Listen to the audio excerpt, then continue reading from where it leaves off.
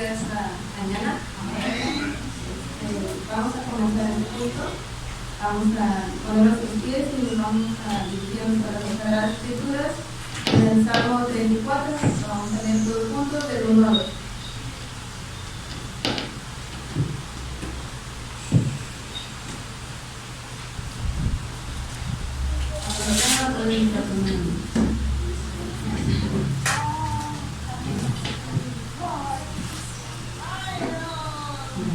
Dice la palabra de Dios en Salmo 34, dice: bendeciré a Jehová en todo tiempo, su alabanza estará de continuo en mi boca. En Jehová se gloriará mi alma, lo oirán los mansos y se alegrarán. Engrandecer a Jehová conmigo y exaltemos aún a su nombre. Busqué a Jehová y él me oyó y me libró de todos mis temores. Los que miraron a él fueron alumbrados y sus rostros no fueron avergonzados. Este pobre clamó y lo oyó Jehová y lo libró de todas sus angustias. El ángel de Jehová acampa alrededor de los que le temen y los defiende. Usad y ved que es bueno Jehová, dichoso el hombre que confía en él. Amén. Vamos a hacer una pequeña oración para dar inicio.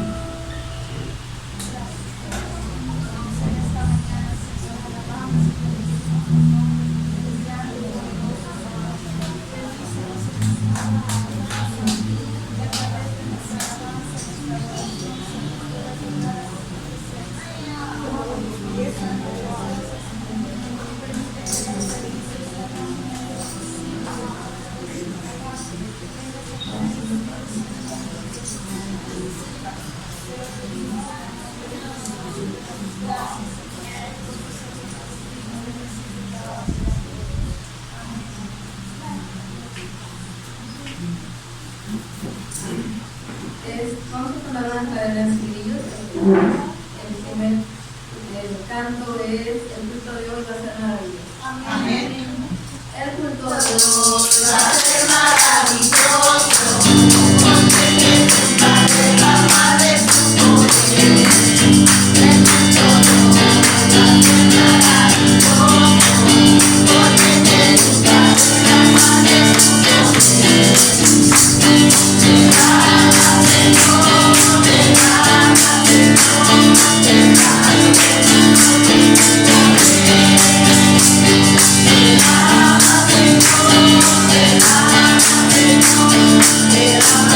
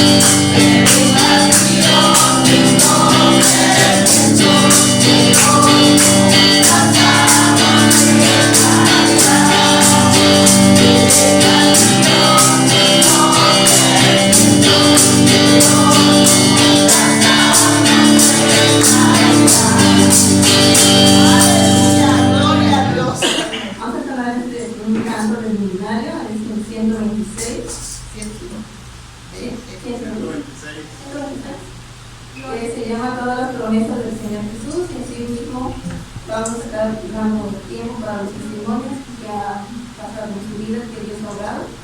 Gloria a Dios. Tanto todas las promesas del Señor Jesús. Todas las promesas del Señor Jesús son apoyo poderoso de mi fe. Mientras luchas y buscando yo tu luz, siempre en tus promesas confiaré. Grandes tienes las promesas que el Señor Jesús ha dado. Grandes tienes, en ellas para siempre confiaré. Todas tus promesas para el hombre fiel, el Señor en sus bondades cumplirá. Y confiado sé que para siempre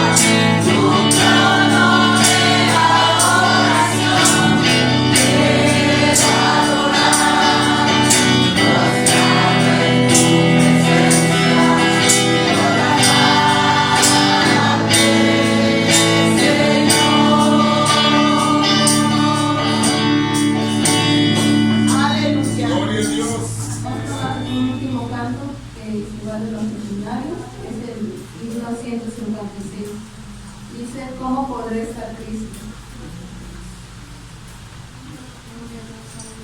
¿Cómo podré estar triste? Como en el sombras ir, como sentirme solo, y en el dolor vivir. Si Cristo es mi consuelo, mi amigo siempre fiel, si aún las aves tienen, seguro así lo en él. Si aún las aves tienen, seguro así lo en él. Feliz cantando alegre, yo vivo siempre aquí.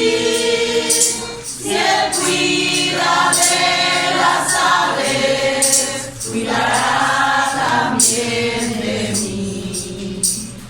Nunca te desalientes, oigo al Señor decir, y en su palabra fiado, hago al dolor huir. A Cristo paso a paso, yo sigo sin cesar, y todas sus bondades me das sin limitar, y todas sus bondades me das sin limitar. Feliz cantando alegre, yo vivo siempre aquí. Si él cuida de las aves, cuidará también de mí. Siempre que soy tentado, o que en la sombra estoy, más cerca del camino, y protegido voy. Si en mí la fe desmaya y caigo en la ansiedad, tan solo Él me levanta, me da seguridad. Tan solo Él me levanta, me da seguridad. Feliz cantando alegre, yo vivo siempre aquí. Si él cuida de las aves, cuidará también de mí. Gloria a Dios. Así como están de pie, vamos a hacer una oración.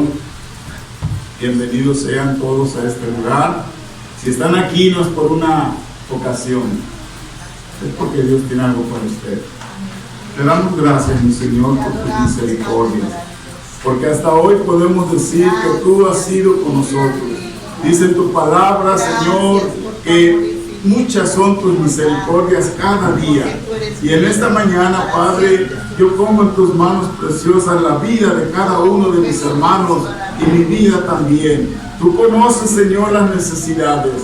Tú conoces los problemas, las luchas que cada uno de nosotros tenemos, pero tu palabra dice, bástate mi gracia, porque mi poder se perfecciona en la debilidad.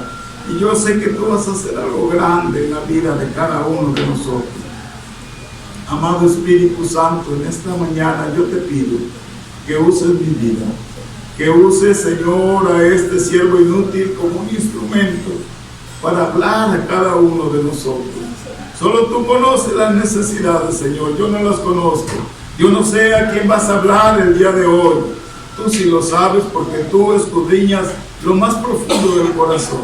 Y es por eso que en esta mañana me pongo en tus manos, Señor. Úsame como ese instrumento que quieres usar. En el nombre precioso de Jesús. Amén. Así como está de pie, le invito a que abras tus sagradas escrituras en el Evangelio de San Juan, capítulo 7, del versículo 37 al 44. Cuando lo tenga puede contestar con un amén. Si alguien no tiene Biblia, por favor facilítenme por ahí. San Juan capítulo 7, versículo 37 al 44. Y dice así la palabra de Dios: en el último y gran día de la fiesta, Jesús se puso en pie y alzó la voz diciendo: si alguno tiene sed, venga a mí y beba. El que cree en mí, como dice la Escritura, de su interior correrán ríos de agua viva. Esto dijo del Espíritu que habían de recibir los que creyesen en él, pues aún no había venido el Espíritu Santo, porque Jesús no había sido aún glorificado. Entonces algunos de la multitud, oyendo estas palabras, decían: verdaderamente este es el profeta. Otros decían: este es el Cristo. Pero algunos decían: ¿de Galilea ha de venir el Cristo? ¿No dice las Escrituras que del linaje de David y de la aldea de Belén, de donde era David, ha de venir el Cristo? Hubo entonces disensión entre la gente a causa de él, y algunos de ellos querían prenderle, pero ninguno le echó mano. Gloria a Dios. Puede ocupar su lugar. ¿Por qué le digo esto? Porque aquí vemos la historia de Jesús. Dice la palabra de Dios que estaban las fiestas de los tabernáculos en Israel, y ahorita vamos a ver qué sigue. El tema principal de hoy se llama Cristo el Mesías.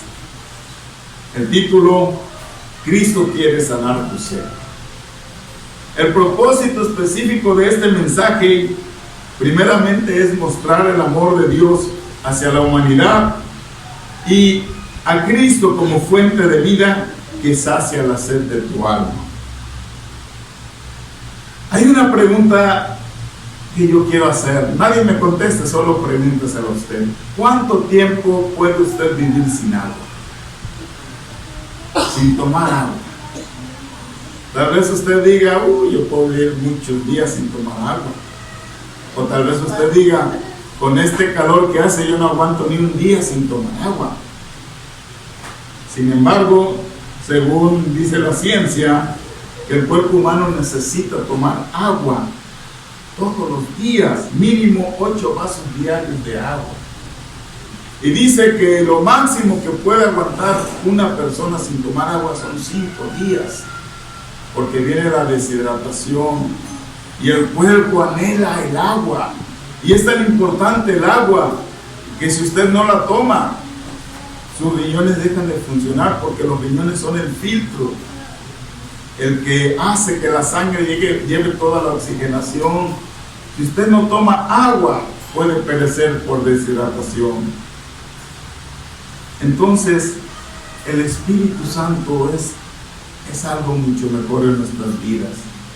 ¿Cuántas veces en su interior usted anhela la llenura del Espíritu Santo? ¿Cuántas veces usted en su interior dice: es que voy al templo y no siento nada?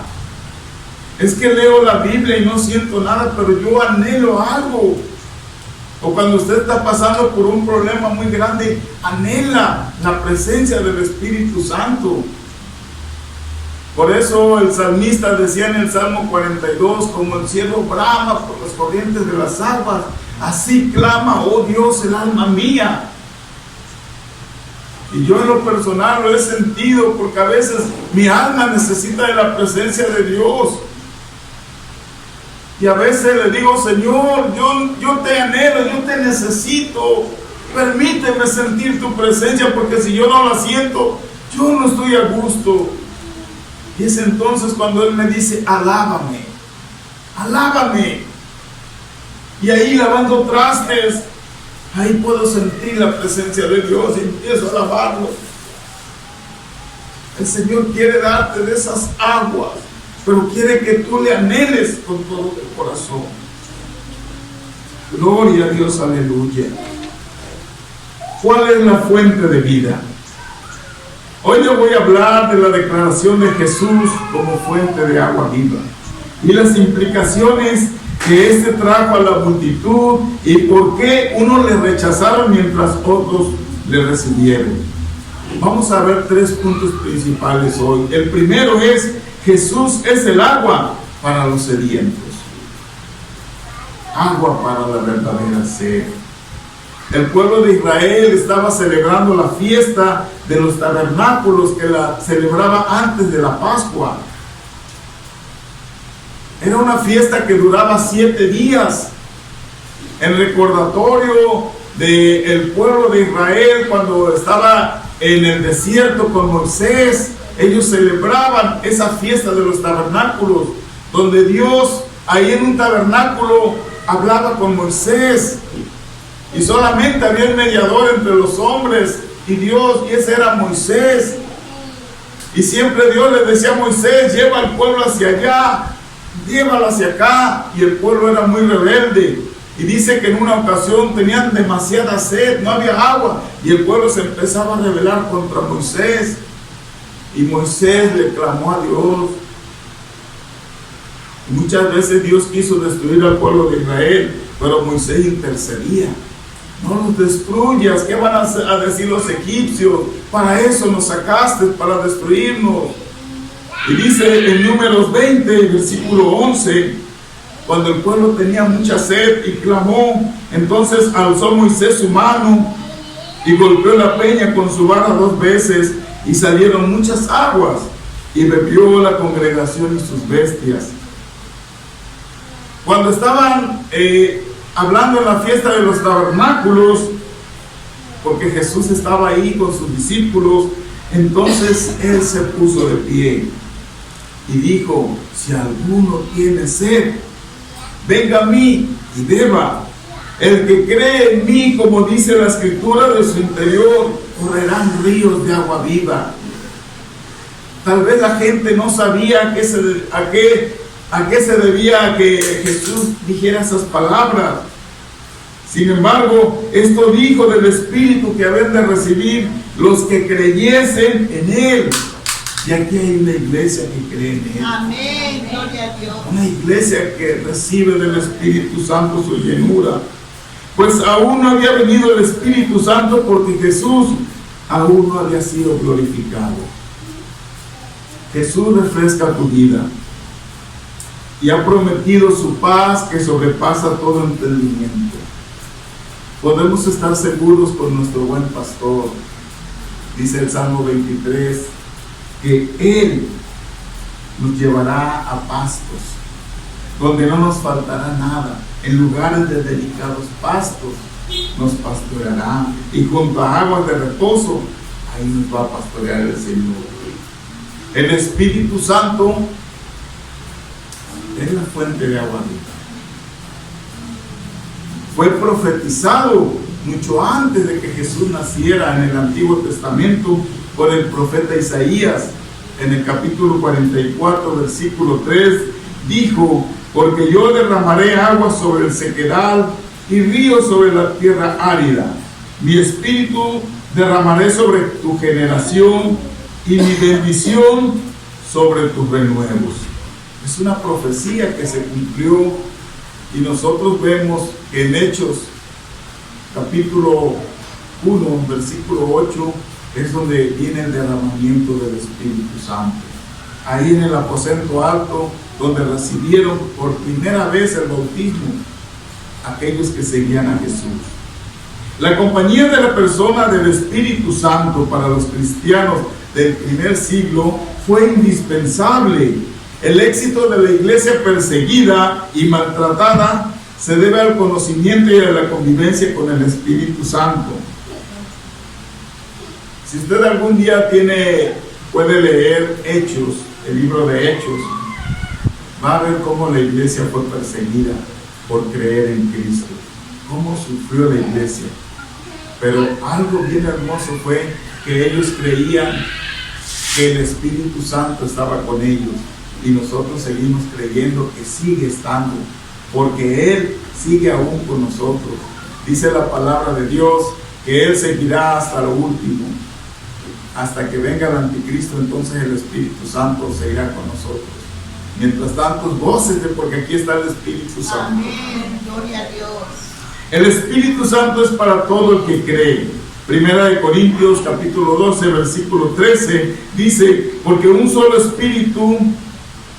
espíritu fuimos todos bautizados, y en un solo cuerpo, sean judíos o griegos, sean esclavos o libres, y a todos se nos dio a beber de un mismo espíritu.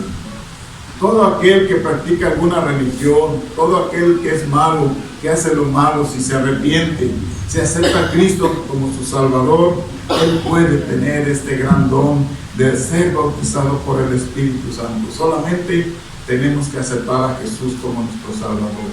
La obra del Espíritu Santo en la iglesia es enseñar, consolar y guiar.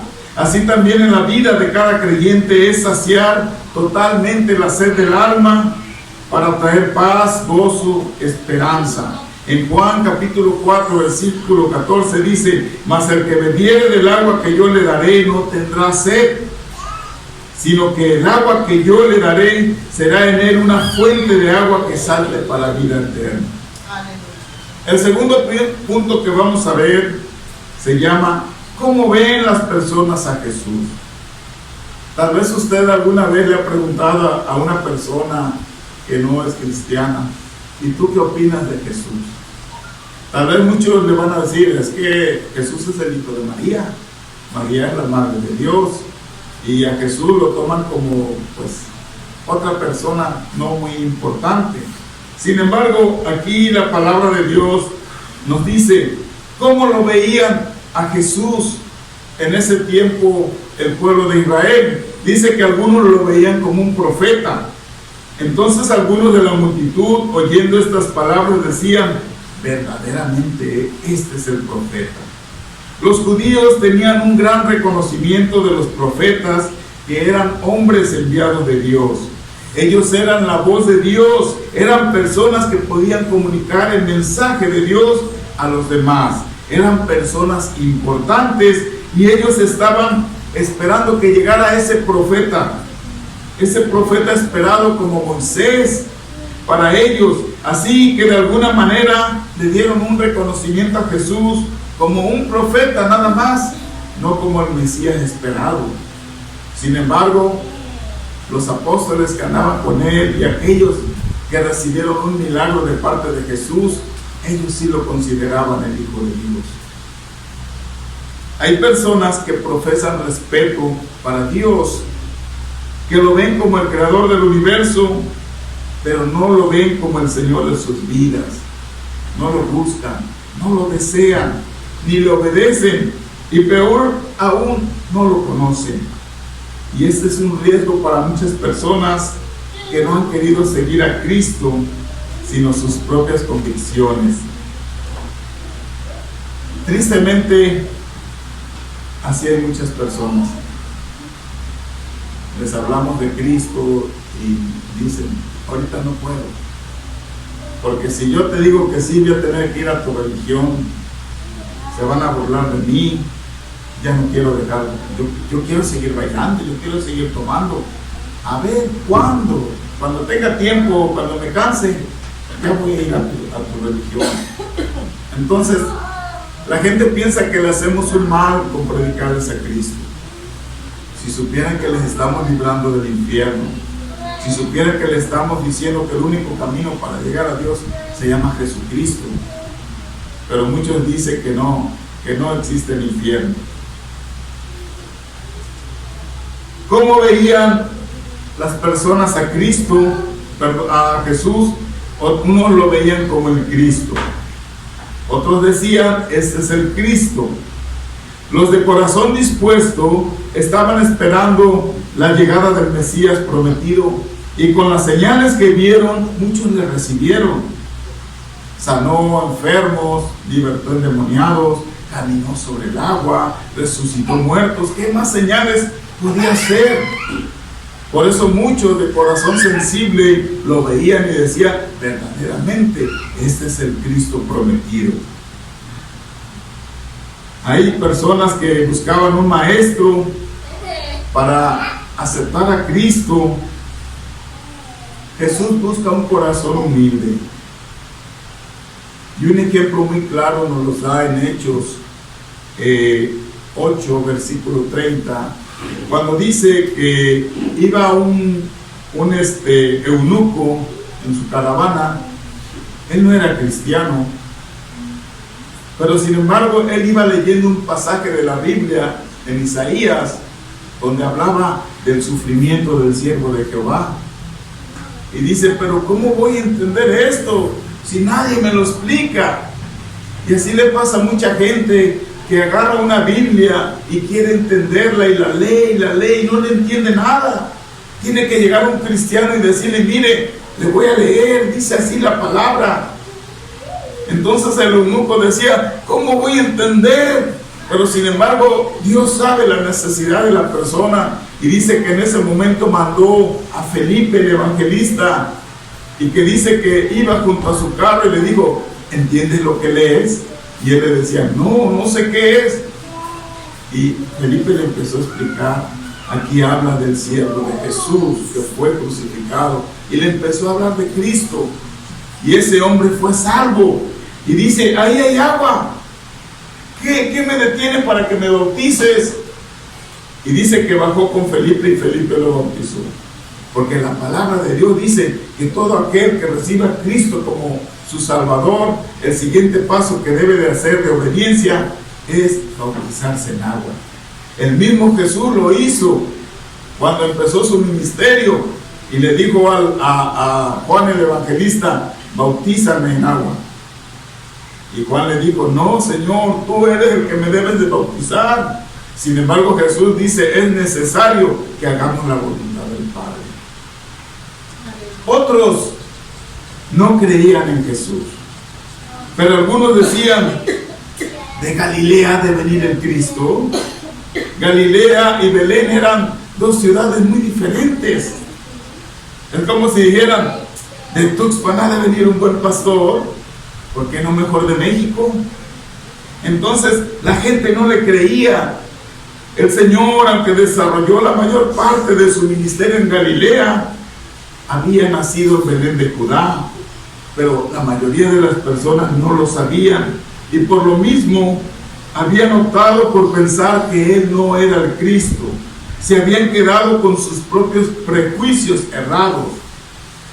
Es un riesgo quedarnos con una información a medias, más cuando se trata de Dios. Se nos ha enseñado cosas por tradición, por herencia de nuestros padres. Y yo recuerdo, porque yo vengo de una familia 100% católica, a mí me informaban, mis padres me enseñaron, tú debes de adorar estas imágenes. Y sí es cierto, yo me persignaba siempre, pero una vez me puse a pensar, ¿cuál de todos estos es Dios? Porque me presentaban muchísimas imágenes. A veces los padres, solo por herencia, vamos dejando esas tradiciones. Pero qué hermoso es cuando alguien te lleva la palabra de Dios, cuando alguien te dice, esta es la verdad, escudriña la palabra de Dios. Por eso en ese tiempo muchos no creían en Jesús. El tercer punto que vamos a ver habla acerca como Jesús, un heredero no reconocido, un linaje que no lo aceptaron las personas de ese tiempo. Y dice en San Juan 7, versículo 42, ¿no dice la escritura que del linaje de David y de la aldea de Belén, de donde era David, ha de venir el Cristo? Los judíos conocían bien la profecía sobre el Mesías. Los líderes religiosos conocían los pasajes relacionados con las figuras del Mesías que lo identificaban como el descendiente de David. Y en Isaías capítulo 9, versículo 7 dice, lo dilatado de su imperio y la paz no tendrá límite. Sobre el trono de David y sobre su reino, disponiéndolo y confirmándolo en juicio y en justicia desde ahora y para siempre, el celo de Jehová de los ejércitos hará esto. También sabían ellos que iban a nacer en Belén. En Miqueas capítulo 5, versículo 2 dice, pero tú, Belén Éfrata, pequeña para estar entre las familias de Judá, De ti me saldrá el que será Señor en Israel, y sus salidas son desde el principio, desde los días de la eternidad. Los judíos ya sabían de dónde tenía que salir el Mesías, pero muchos le negaron a Jesús. Y en la actualidad sucede lo mismo. ¿A cuántas personas no se les ha predicado el Evangelio? ¿Cuántas personas no quieren reconocer a Jesús? ¿Cuántas personas tristemente se quedan con su religión y dicen, esta es mi religión y de aquí no me mueves? Yo estoy tomando un curso por internet que gracias a Dios me ha permitido conocer mucha gente, porque es un curso a nivel internacional y más que todo estamos con peruanos, venezolanos, argentinos. Y comentaba uno de los pastores, dice, yo tengo a mi padre, dice, muy grave, le hemos hablado de Cristo, ya toda mi familia, mis hermanos, todos somos cristianos, ellos son de descendencia judía. Y dice, padre, mira, acepta a Jesús como tu Salvador. Le decía, no, yo soy judío. Si usted sabe, la mayoría de los judíos en la actualidad siguen esperando al Mesías. Para ellos Jesús no es el Mesías ni el Salvador. Ellos esperan al Mesías todavía. Y este hombre en su terquedad dijo, no, yo soy judío y yo espero al Mesías. Pero Jesús es nuestro Redentor. Jesús es el que nos redimió en la cruz del Calvario, nos compró con su sangre preciosa. No, ese fue un profeta. Y dice, nos comentaba este hermano al tercer día que falleció su padre, así de cerrado, no quiso aceptar a Jesús como su Salvador. Y dice, qué triste, porque yo le hablé a mi padre, yo le hablé a mis hermanos, todos creyeron menos mi padre, porque mi padre se aferró a su religión. Jesús no es religión. Y lloraba el hermano, porque dice, yo no sé a dónde va a ir mi padre, porque dice que el único camino para llegar ante Dios se llama Jesucristo, no hay otro nombre. Jesús tuvo que ejercer un ministerio con muchas opciones diversas, porque dependiendo del corazón de las personas era su reacción. Muchos seguían a Moisés por su ley, no podían aceptar a Jesús y la gracia que ahora estaba con él. Mucho más cuando Jesús ejercía acciones que para ellos era mal. Por ejemplo, cuando sanaba a alguna persona en sábado, Jesús estaba ¿cómo diríamos? Infringiendo la ley. Para ellos eso era algo que les dolía demasiado y decían, ¿por qué este hombre no hace lo que dice la ley de Moisés? Este no es un profeta. Y Jesús sanaba y le decían, ¿tú por qué sanas en sábado? Dice, mi padre hasta ahora trabaja, yo debo de trabajar también. Era una ley tan dura la que pusieron los sacerdotes, los fariseos, que ellos mismos ponían a su conveniencia lo que se tenía que decir en la ley. Si tú vas si tú llevas a tu asno a comer el sábado, te vamos a castigar. Si tú haces comida el sábado, te vamos a castigar. Y tantas cosas que el Señor Jesús muchas veces les dijo que esas eran leyes de hombre, no de Dios. Seguimos viendo personas llenas de tradiciones que se niegan a creer en Dios. Otros que aunque conocen la palabra no la quieren vivir y ellos la ven como un simple libro a la Biblia. Hay escribas en nuestros tiempos, o sea, personas que conocen mucho de la palabra de Dios, pero que no quieren aceptar verdaderamente a Cristo como su Salvador. Como una conclusión, solo Cristo puede saciar la sed de tu alma. Hay muchos distractores en tu vida pero no solo cosas superficiales, solo es a través de una relación con Cristo y su Santo Espíritu los que te pueden llenar. Siempre va a haber diferentes puntos de vista respecto a Cristo en tu familia. Tu propia familia a veces va a ser un tropiezo. Te va a decir: ¿a qué vas al templo? Y lo primero que van a ver es tu forma de ser. Mira, llevas tanto tiempo en el templo y todavía se te salen palabrotas, todavía dice esto. Déjeme decirle que cuando nosotros venimos a las plantas de Cristo, el cambio no es así de rápido, es un proceso que se lleva. En lo personal, cuando yo acepté a Cristo como mi Salvador, yo tardé muchos años, porque a veces no le permitimos a Dios que Él vaya tratando nuestras vidas. A veces digo: hoy no voy al templo, hoy no tengo ganas, es que me gusta mucho esta canción que escuchaba cuando era joven, y le damos más importancia a cosas del mundo. Pero Dios, cuando nosotros le aceptamos como nuestro Salvador, dice que viene el Espíritu Santo y te sella como de su propiedad. Gloria a Dios. Y tal vez no haya ningún cambio en tu vida, y la gente, tu misma familia, te va a decir: dices ser aleluya y no cambias. El que te cambia es Cristo. Pero cuando te cambia, te va a pasar por un proceso. Te va a doler, si es cierto, hasta que Él va a ser un varón o una mujer perfecto. Hay que buscarle a Cristo cada día y decirle: Señor, ya no quiero pecar más, ya no quiero decir estas palabrotas. Yo un día se lo dije al Señor, porque cuando yo me enojaba se me salían las palabrotas, hasta que una vez le dije: Señor, cámbiame. Yo siento feo cuando ofendo a mi familia, cuando les grito. Cámbiame, transfórmame, ya no quiero.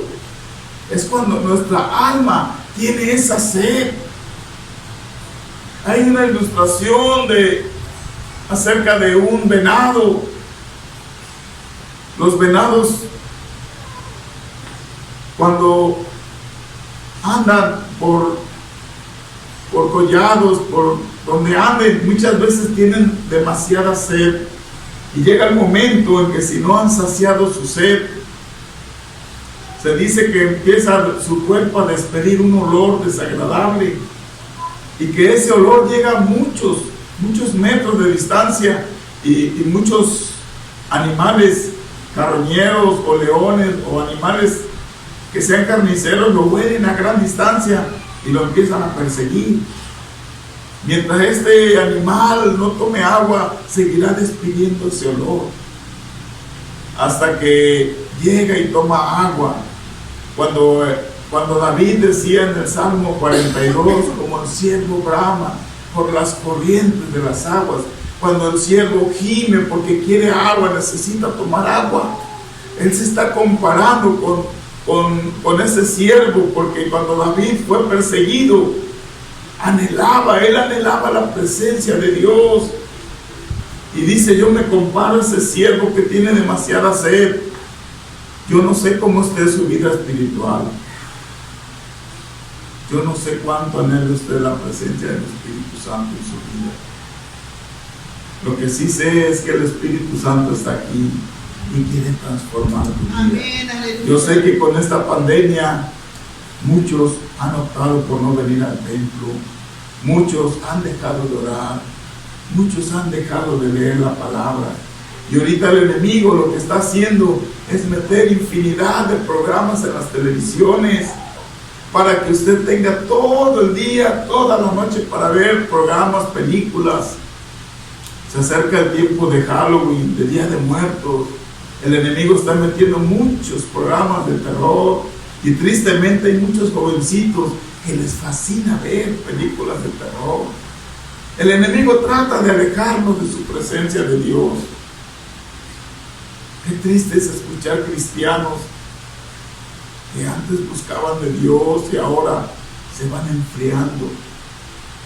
Ahora ya se les salen las palabrotas. Ahora ya es más importante ir a una reunión, a una fiesta, que venir a la casa de Dios. Pero algo bien importante que el Señor te dice: que te ama. Dios te ama. Y a pesar de lo que somos o de lo que le hemos hecho, Él quiere transformar tu vida. Tal vez estemos como ese siervo sediento que necesita nuestra alma la presencia de Dios. Yo te invito a que te levantes y te pongas de pie. Vamos a entonar este canto como el siervo brama por las corrientes de las aguas. Y si tú quieres levantar tus manos, si tú quieres adorar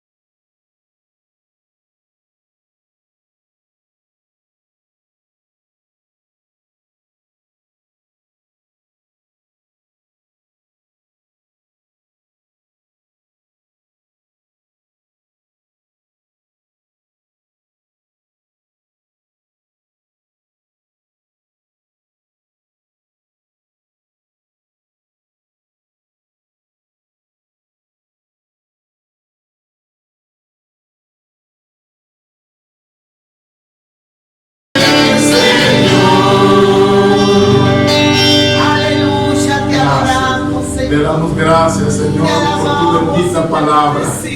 Perdónanos, Señor, si nos hemos alejado de tu presencia. Permite que nuestra alma anhele cada día la llenura de tu Espíritu Santo, porque, Señor, sin ti no somos nada. Redargúyenos, Señor, si nos hemos olvidado de ti. Trata con cada uno de nosotros, pero no permita, Señor, que nos perdamos. Espíritu Santo, en esta mañana yo pongo en tus manos preciosas la vida de cada uno de nosotros. Aquí estamos porque anhelamos tu presencia. Aquí estamos porque queremos, Señor, que nuestro vaso se llene y que rebose de tu presencia. Tú, Señor, conoces el interior de cada corazón, conoces la necesidad de cada uno de nosotros. Tal vez algunos te digan, mi vaso está medio vacío. Tal vez algunos te digan, mi vaso ya no tiene agua. Necesito de tu presencia, Espíritu Santo. Necesito que vengas a refrescar el interior de mi vida. Mi alma tiene sed. Mi alma necesita de tu presencia. Perdóname si ya no he orado, Señor. Perdóname si ya no he leído tu palabra preciosa. Perdóname si ya no he cantado para ti y ahora le canto al mundo. Perdóname si he desviado mi mirada de ti. Hay muchas cosas que me atraen del mundo, pero perdóname, Señor. Lléname de tu presencia. Yo te quiero agradar. Yo te quiero glorificar. Yo te quiero exaltar porque digno eres de la alabanza. Digno eres de la honra, Señor. Mi alma te alaba y te bendice. Gracias por lo que estás haciendo, Señor. Gracias porque estás redarguyendo cada corazón. Yo sé que tu palabra no regresa vacía, Señor, y que alguien de aquí, Señor, ha sido restaurado. Yo sé que alguien que traía un problema, Señor, ha sido resuelto ese problema. Gracias, Espíritu Santo. Mi alma te alaba y te bendice. Gracias, Señor, en el nombre precioso de Jesús. Amén. Aleluya.